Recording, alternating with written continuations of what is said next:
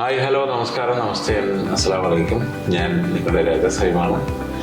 വീണ്ടും icons of ഇന്ത്യയുടെ KSA സന്ദർശനത്തിൽ എനിക്ക് എൻ്റെ ഒരു നാട്ടുകാരനെയാണ് ഇന്നത്തെ എപ്പിസോഡിലേക്ക് കിട്ടിയിരിക്കുന്നത്.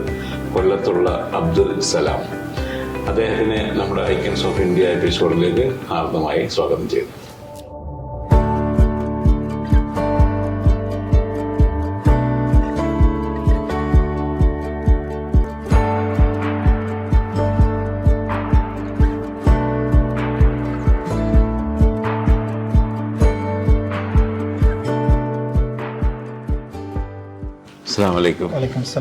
Welcome to icons of India. Thank you so much.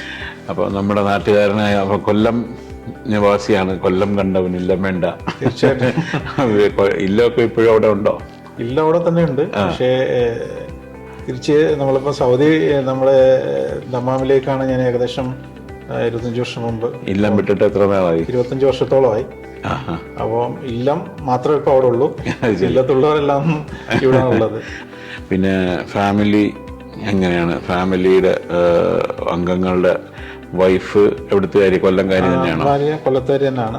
Karunagappally സ്വദേശിയാണ്. വൈഫിന്റെ പേര് ഷംന എന്നാണ്. ഷംന. 2 കുട്ടികളാണുള്ളത്. 2 കുട്ടികൾ. മക്കളെ പേരെന്തൊക്കെയാണ്? എത്രയിലൊക്കെ പഠിക്കുന്നു? മൂത്തത് മകളാണ്, ഹഫ്സ എന്നാണ് പേര്. 10th-ലാണ് ഇപ്പം. അവരൊക്കെ ബോട്ടപ്പ് ബോണപ്പം അവിടെയാണോ? ബോൺ ഇന്ത്യയിലാണ്. ഇന്ത്യയില്. ബോട്ടപ്പ് ഇവിടെ തന്നെയാണ്. സ്റ്റാർട്ടിങ് തൊട്ട് ഏകദേശം തൊട്ട് ഇവിടെ തന്നെ ആയിട്ട്. മൂത്ത മോള് ഹഫ്സാന. ഹഫ്സ. പിന്നെ മകന് ഹാറൂൺ. അവനെന്ത് പഠിക്കുന്നു? 9th-ലാണ്. അപ്പോൾ ഈ പാരമൗണ്ട് ഗ്ലോബൽ ട്രേഡിംഗ് ആയിട്ട് ഇവിടെ ഇപ്പം ഈ വർഷമാണെന്ന് തോന്നുന്നല്ലേ അതില് കൂടുതൽ ഇൻവോൾവ് ആയെന്ന് പറഞ്ഞു. അതെ, ട്രേഡിംഗ് കമ്പനി സ്പെസിഫിക് ആയിട്ട് പുതിയൊരു സംരംഭമാണ്. അപ്പോൾ ഏകദേശം 1 വർഷം ആവുന്നതേ ഉള്ളൂ. 1 വർഷം ആകാൻ പോകുന്നു. അപ്പോൾ ഇവിടുത്തെ ശരിക്കും പറഞ്ഞു കഴിഞ്ഞാൽ ഇതിന് മുൻപ് കൊല്ലത്തുനിന്ന് വിടുമ്പോഴത്തേക്ക് ഏത് സ്ഥലത്തായിരുന്നു എത്തിയത്? ഞാൻ ആദ്യമായിട്ട് എത്തിയത് ദമാമിൽ തന്നെയാണ്. ദമാമിലാണ്. 97-ലാണ് ആദ്യമായിട്ട്. ദമാമിൽ എന്ത് ജോലിയായിട്ടാണ് വന്നത്? എന്ത് വിദ്യാഭ്യാസം, ജോലി, അങ്ങനെ എന്തെങ്കിലും ഒരു ഇതായിട്ടാണോ വന്നത്? പ്രൊഫഷനായിട്ടാണോ വന്നത്? ഇല്ല, അന്ന് ഗൾഫിന്റെ ഒരു ബൂം ടൈം. അങ്ങനെ ആ യാത്രയിൽ എത്തിയതാണ്. ഏത് കാലത്തിലായിരുന്നു? 97-ലാണ്. 97-ലാണ് ആദ്യമായിട്ട് ഇവിടെ എത്തുന്നത്. അൽഹംദുലില്ലാ, തിരിഞ്ഞു നോക്കുമ്പോൾ 25 വർഷത്തോളം. അതെ, 25 വർഷത്തെ ആ ജീവിതത്തിൽ മറക്കാനാവാത്ത പിന്നെ അനുഭവങ്ങൾ എന്തൊക്കെ ഉണ്ടായിട്ടുണ്ട്? ധാരാളം അനുഭവങ്ങളുണ്ട്. അനുഭവങ്ങൾ നമുക്കിവിടെ കണ്ടുകൊണ്ടിരിക്കുന്ന പ്രേക്ഷകർക്ക് എന്താണ് ജീവിതത്തിലെ പല ഏറ്റവും ഇറക്കവും കാര്യങ്ങളും ഒക്കെ വരുമല്ലോ. അപ്പം നിങ്ങളുടെ ഒരു ജേണി എത്രത്തോളം ദുസ്സഹമായിരുന്നോ, എളുപ്പമായിരുന്നോ, അല്ലെങ്കിൽ നമ്മളെല്ലാം ഒരു 1 by 1 ആയിട്ട് പഠിച്ച് നമ്മൾ കയറി വരുന്നതായിരുന്നോ? തീർച്ചയായിട്ടും. നമ്മള് തുടക്കം ദുർഘടം തന്നെ ആയിരുന്നു. പിന്നെ നമ്മൾ മുമ്പോട്ട് വെച്ച കാലം പുറകോട്ടില്ലെന്ന് പറഞ്ഞ പോലെ അതിൽ നിന്ന് പലതും പഠിക്കാൻ ശ്രമിച്ചു. പഠിച്ചതിൽ നിന്നും നമ്മുടെ പാത നമ്മൾ തന്നെ കണ്ടെത്തുകയും അതിലേക്കൂടെ മുന്നോട്ട് പോവുകയാണ് ചെയ്തത്. അങ്ങനെ ഏകദേശം 10 വർഷത്തോളം ഒരേ സ്ഥാപനത്തിൽ തന്നെ ആയിരുന്നു ഞാൻ വർക്ക് ചെയ്തത്. ഏത് സ്ഥാപനം? എങ്ങനെയായിരുന്നു? കോബാറിലുള്ള അൽക്കോബാർ എന്ന് പറയുന്നത്. അവിടെയുള്ള കമ്പനിയിലായിരുന്നു വർക്ക് ചെയ്തത്. ട്രേഡിംഗ് ഇതുമായിട്ട് ബിസിനസ് തന്നെ ആയിരുന്നു അതിൻ്റെ അകത്ത് വർക്ക് ചെയ്യുന്നത്? അതോ? അതെ, അത് ഒരു വേറെ ജോലിയായിരുന്നു. ട്രേഡിംഗ് സ്ഥാപനം തന്നെ ആയിരുന്നു. പക്ഷെ അതിൽ ഉണ്ടായിരുന്നതെന്ന് വെച്ച് കഴിഞ്ഞാൽ ഒരു കോർഡിനേറ്റർ എന്നുള്ളൊരു ജോബായിരുന്നു ഉണ്ടായിരുന്നത്. അപ്പോൾ അത് ഏകദേശം 10 വർഷത്തോളം ആ ജോബ് തന്നെയാണ് ചെയ്തത്. സൗദി ഗവൺമെന്റിന്റെ പുതിയ വിഷൻ 2030 എന്നുള്ള അതിന്റെ ഭാഗമായിട്ട് തന്നെ ഒരുപാട് ഓപ്പർച്യൂണിറ്റീസുകൾ, ഒരുപാട് പുതിയ പ്രൊജക്ടുകൾ. സൗദി ആകെ മാറുകയാണെന്ന് പറയുന്നൊരു വേർഡായിട്ട് നമ്മൾ പറയുന്നില്ലെന്നുള്ളൂ. ഏകദേശം മാറ്റത്തിന്റെ പാതയിലാണ്. വിദേശ കമ്പനികൾക്ക് വർക്ക് ചെയ്യാനുള്ള അവസരം കൊടുത്തു. അപ്പൊ അതിന്റെ ഭാഗമായിട്ടാണ് നമ്മളും അങ്ങനെ കിട്ടിയ ഒരു ഓപ്പർച്യൂണിറ്റി യൂസ് ചെയ്യുക എന്നുള്ള തീരുമാനത്തിൽ എത്തുകയായിരുന്നു. അങ്ങനെയാണ് 2023 മാർച്ചിലാണ് ഈ ഒരു കമ്പനി സ്റ്റാർട്ട് ചെയ്യുന്നത്. പിന്നെ നമ്മൾ ഇവിടെ തന്നെ മാത്രമാണോ അതോ പുറത്ത് വേറെ എവിടെയെങ്കിലുമായിട്ട് ഇതിന്റെ ശാഖകളുണ്ടോ? നിലവിൽ നമ്മൾ സൗദി തന്നെയാണ് പ്ലാൻ ചെയ്യുന്നത്. പക്ഷെ ബഹ്റൈനും നമ്മൾ ചെയ്യുന്നുണ്ട്.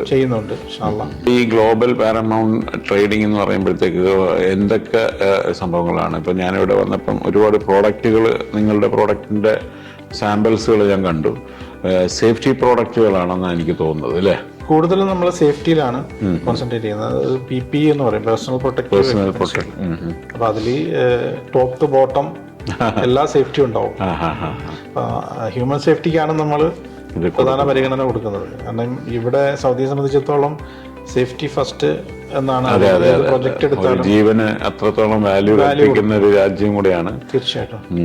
അപ്പോൾ അതിന്റെ ഭാഗമായിട്ട് അതിന് കൂടുതൽ ഓപ്പർച്യൂണിറ്റീസ് ഉണ്ട്.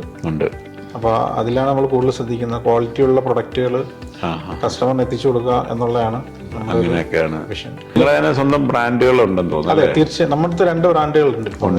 ചൈനയിൽ നിന്നും ഒക്കെ ഇന്ത്യയിൽ നിന്നൊക്കെ ആയിട്ട് അങ്ങനെ വരുത്തുന്നതാണോ? അതെ, നമ്മൾ മാനുഫാക്ചർ എടുത്തുന്ന ഡയറക്റ്റ് നമ്മുടെ ഓൺ ബ്രാൻഡിൽ തന്നെ കൊണ്ടുവരുന്നത്. അതിന്റെ പേരെന്തായിട്ടാണ് വരുന്നത്? ഒന്ന് വാഗസ് എന്നാണ് ഒന്നിന്റെ പേര്. വാഗസ്. പിന്നെ രണ്ടാമത്തെ ബ്രാൻഡ് അൾടെക്സ്. അതെല്ലാം ഈ സേഫ്റ്റി ബേസ് ചെയ്തിട്ടുള്ള സംഭവങ്ങളാണ്. അതെ, കംപ്ലീറ്റ് സേഫ്റ്റിയാണ് നമ്മൾ കോൺസെൻട്രേറ്റ് ചെയ്യുന്നത്. അതിൽ ഡിഫറെന്റ് റേഞ്ച് ഓഫ് പ്രൊഡക്റ്റിനാണ് ഡിഫറെന്റ് ബ്രാൻഡായിട്ട് നമ്മൾ തന്നെ കൺസെപ്റ്റ് ഉണ്ട്. പിന്നെ ഗ്ലൗസുകളും അതും ഇതൊക്കെ ഉണ്ടെന്ന് തോന്നുന്നു. ഗ്ലൗസുകൾ, ഹെൽമെറ്റുകൾ, ഷൂസുകൾ, പിന്നെ വർക്കേഴ്സിന്റെ യൂണിഫോം, ടോപ്പ് ടു ബോട്ടം എല്ലാ സേഫ്റ്റി പ്രൊഡക്റ്റുകളും. നമുക്ക് ഷോപ്പുകളോ ഔട്ട്ലെറ്റ്സ് അങ്ങനെ എന്തെങ്കിലുമൊക്കെ ഉണ്ടോ? ഇല്ല, നമ്മൾ 2 രീതിയിലും മാർക്കറ്റ് ചെയ്യുന്നുണ്ട്. ഒന്ന് ഷോപ്പുകൾക്ക് സപ്ലൈ ചെയ്യുന്നുണ്ട്. ഷോപ്പുകളിൽ ഡയറക്റ്റ് എടുക്കുന്നുണ്ട്. അവരെടുക്കുന്നുണ്ട്. നമ്മുടെ വെയർഹൗസിൽ വന്ന് അവര് നമ്മൾ ഓർഡർ എടുത്തതിന് ശേഷം കൊണ്ടുപോകും. നമ്മൾക്ക് അതുപോലെ ഡെലിവറി ഉണ്ടെന്ന് തോന്നുന്നല്ലേ? ഓർഡർ കിട്ടുന്നതനുസരിച്ചിട്ട് നമുക്ക് ഫീൽഡിൽ സെയിൽസ് ടീമുണ്ട്, പിന്നെ ഡെലിവറിക്ക് അതിന് ടീമുണ്ട്. അപ്പം അതനുസരിച്ചിട്ട് ഓർഡർ അഗെയിൻസ്റ്റ് അവരത് കസ്റ്റമറിലേക്ക് എത്തിക്കും. കൂടാതെ തന്നെ നമ്മൾ ഡയറക്റ്റ് പ്രോജക്റ്റുകളും ചെയ്യുന്നുണ്ട്. ഓക്കെ. അപ്പൊ നമുക്ക് ഈ ഫ്രണ്ടിലിരിക്കുന്ന എന്താണ് സ്പോർട്സ് ഷൂസും മറ്റു സംഭവങ്ങളൊന്നും അല്ല, സേഫ്റ്റി ഷൂസും സേഫ്റ്റി എക്യുപ്മെന്റ്സുകളാണ്. നമ്മുടെ PGT കമ്പനിയുടെ സേഫ്റ്റി എക്യുപ്മെന്റ്സുകളാണ് ഇവരുടെ സെയിൽ. ഇത് മാത്രമല്ല, വേറെയും കുറെ സാധനങ്ങൾ ഇതിന്റെ മുമ്പിലാണ്. അപ്പൊ ഇതൊക്കെ നിറഞ്ഞ് കവിയുന്നുള്ള ഡ്രസ്സുകളുണ്ട്, അതുപോലെ ഗ്ലൗസസ് ഉണ്ട്, പിന്നെ ഷൂസ് എന്ന് പറഞ്ഞു കഴിഞ്ഞാൽ നമ്മൾ പിള്ളേർ കണ്ടെത്തി കളിക്കുന്ന പോലത്തെ ഷൂസ് അല്ല കേട്ടോ. ഇതിൻ്റെ അകത്ത് ഇവിടെയൊക്കെ ഒരു ലോറി കയറി ഇറങ്ങിയാൽ പോലും താരാത്ത രീതിയിലുള്ള ഭയങ്കര ഹാർഡായിട്ടുള്ള സംഭവങ്ങളാണ്. സേഫ്റ്റി സ്റ്റാൻഡേർഡ്സുകളുണ്ട് ഷൂസിന്റെ. നമ്മള് നമ്മുടെ വർക്ക് സൈറ്റിലും മറ്റും വർക്ക് ചെയ്യുന്നവർക്ക് അവരുടേതായിട്ടുള്ള സേഫ്റ്റിക്കാണല്ലോ നമ്മൾ മുൻഗണന. ടോയ്സ് ഒക്കെ ഭയങ്കരമായിട്ട്. അതെ, ഇവിടെ സ്റ്റീൽ ടോയ് ഉണ്ട്, മിഡ് പ്ലേറ്റ് ഉണ്ട്. മിഡ് പ്ലേറ്റ് എന്ന് പറഞ്ഞു കഴിഞ്ഞാല് സൈറ്റിലൊക്കെ ആണിയോ മറ്റുള്ള കാര്യങ്ങളോ നെയിലുകളോ മറ്റൊന്നും ഡിസ്റ്റർബ് ചെയ്യാതിരിക്കാൻ വേണ്ടിയിട്ടുള്ള ആ രീതിയിലുണ്ട്. പിന്നെ അതുപോലെ തന്നെ അസാധ്യ ഗ്രിപ്പ് ആണല്ലേ പിന്നെ കെമിക്കൽ സ്പ്ലാഷുകൾ, അങ്ങനെയുള്ള ആസിഡുകൾ അതിനെ ഒന്ന് പ്രൊട്ടക്ട് ചെയ്യാൻ പറ്റുന്ന രീതിയിലുള്ള സോളുകളാണിത്. അപ്പൊ ഓരോന്നിനും ഓരോ സ്റ്റാൻഡേർഡ്സുകളുണ്ട്. അപ്പം ഒരു പ്രോജക്റ്റ് ഡിഫറൻസ് പ്രോഡക്റ്റുകൾ ഡിഫറെന്റ് പ്രോജക്റ്റുകളിലേക്ക് നമ്മൾ കണ്ടാലൊരു ഫാൻസി ലുക്ക് ഉണ്ടെങ്കിലും അതിൻ്റെതായ ഒരു സേഫ്റ്റി സൈഡിന് ഒട്ടും കുറവില്ല. ഇതിപ്പം അതുപോലെ ഇത് വേറൊരു ഇതിനു വേണ്ടി. അതെ, ഇത് ലെതർ തന്നെയാണ് ഉപയോഗിച്ചിരിക്കുന്നത്. ജെന്യുവൻ ലെതർ തന്നെയാണ്. ഓക്കെ. പിന്നെ അതിനോടൊപ്പം തന്നെ സോളുകൾ, അതിന്റെ സ്റ്റാൻഡേർഡ്സ് ഉള്ള മിഡ് പ്ലേറ്റുകൾ ഉണ്ടാവും, സ്റ്റീൽ ടോയ് ഉണ്ട്. ഇതിനൊക്കെ ഒരു നമ്മുടെ ഇവിടുത്തെ എത്ര ധനം റിയാൽ വരും? അത് ഡിഫറെന്റ് ആണ്. പലരും പല റേറ്റിൽ ഓരോരോ മേക്കിംഗിന്റെ സ്റ്റാൻഡേർഡ് അനുസരിച്ചിട്ടാണ് റേറ്റിംഗ് കൊടുക്കുന്നത്. അതിൽ എക്കണോമിക്കൽ ആയിട്ടുള്ള റേഞ്ചുകൾ മുതൽ ഉണ്ട്. ഇതൊക്കെ എല്ലാം എക്കണോമിക് റേഞ്ചുകളാണ്.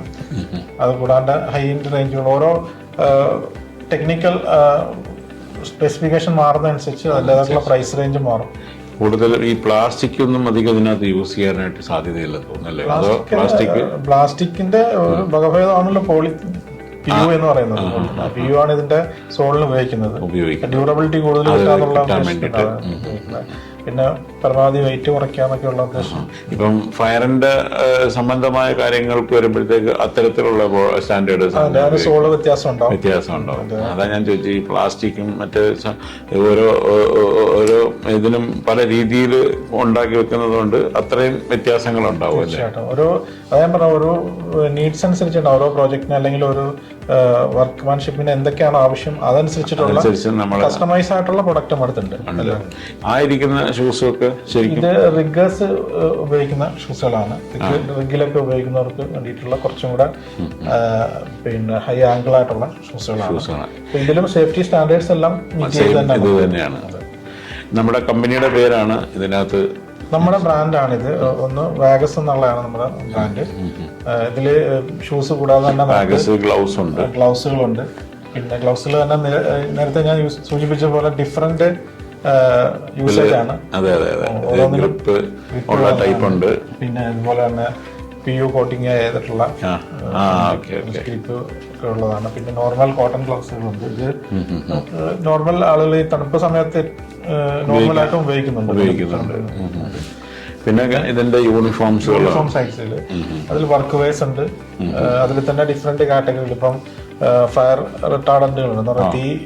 പെട്ടെന്ന് തീ എഫക്ട് ചെയ്യാത്ത രീതിയിലുള്ള പ്രൊഡക്റ്റുകൾ, യൂണിഫോംസുകളുണ്ട്. പിന്നെ ഹെൽമെറ്റ്സുകളുണ്ട്.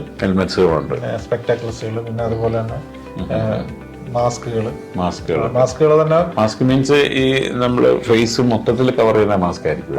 ഫേസ് മൊത്തത്തിൽ കവർ ചെയ്യുന്നുണ്ട്. വെൽഡിംഗ് മാസ്ക് അങ്ങനെയൊക്കെ ഉണ്ടാവും. 3 പോലെ നമ്മളിപ്പം കോവിഡ് ടൈമിൽ ഏറ്റവും കൂടുതൽ ഉപയോഗിച്ച മാസ്കുകൾ 3 മാസ്കുകൾ അതുണ്ട്. പിന്നെ 95 എന്ന് പറയുന്ന സ്റ്റാൻഡേർഡ്സ് ഉണ്ട്. ഞാൻ നേരത്തെ പറഞ്ഞ പോലെ ഓരോ കെമിക്കൽസിനും സ്പ്ലാഷിനും നിന്നൊക്കെ ഡിഫറെന്റ് ആയിട്ടുള്ള ഫിൽറ്റേഴ്സ് ഉള്ള മാസ്കുകളുണ്ട്. അതെ. അതുകൂടാതെ തന്നെ പിന്നെ മറ്റുള്ള സേഫ്റ്റി പ്രോഡക്റ്റുകളും നമ്മൾ കൊടുക്കുന്നുണ്ട്. പിന്നെ ഹൈറ്റിലൊക്കെ വർക്ക് ചെയ്യുന്നവർക്ക് ഉപയോഗിക്കുന്ന ഹാർനസുകൾ, ബെൽറ്റുകൾ. ഹൈറ്റിൽ നിന്ന് വർക്ക് ചെയ്യുമ്പം നമ്മുടെ ബോഡിയിൽ ഫുൾ ബോഡി ഹാർനസ്. അപ്പോൾ PGTയുടെ പാരമൗണ്ട് ഗ്ലോബൽ ട്രേഡിംഗ് കമ്പനി ഇനിയും ഒരുപാട് ഉയരങ്ങളിലേക്ക് എത്തട്ടെ.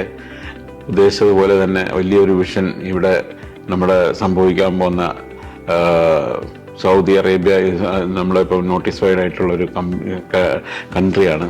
അപ്പോൾ അവിടെ ഒരുപാട് പുതിയ പുതിയ രീതിയിലുള്ള ഇന്നോവേറ്റീവ് ആയിട്ടുള്ള പല സംഭവങ്ങളും അതിനകത്തൊക്കെ ഭാഗമാകാൻ എല്ലാവിധ ആശംസകളും നേരുന്നു. പടച്ചവൻ അനുഗ്രഹിക്കട്ടെ. അപ്പോൾ ഇന്നത്തെ ഐക്കൺസ് ഓഫ് ഇന്ത്യയിൽ നമ്മളെ അബ്ദുൽ സലാം കൊല്ലം നിവാസിയായ PGTയുടെ MD ആണ് നമുക്ക് വേണ്ടി ഇത്ര നേരം ഒരുപാട് കാര്യങ്ങൾ ഷെയർ ചെയ്തത്. അദ്ദേഹത്തിൻ്റെ എല്ലാ കാര്യങ്ങളും നിങ്ങളുടെ ജീവിതത്തിലും നല്ല നല്ല കാര്യങ്ങൾ, ടിപ്സ് മുന്നോട്ട് കൊണ്ടുപോകാൻ പ്രാവർത്തികമാക്കാനും ഒക്കെ ശ്രമിക്കുക. തീർച്ചയായിട്ടും ഇനിയും മറ്റൊരു നല്ല ഗസ്റ്റുമായി നമുക്ക് വീണ്ടും കാണാം. ഐക്കൺസ് ഓഫ് ഇന്ത്യയുടെ ഇന്നത്തെ എപ്പിസോഡ് ഇവിടെ വൈൻഡപ്പ് ചെയ്യുന്നു. See you. മാസലാമ.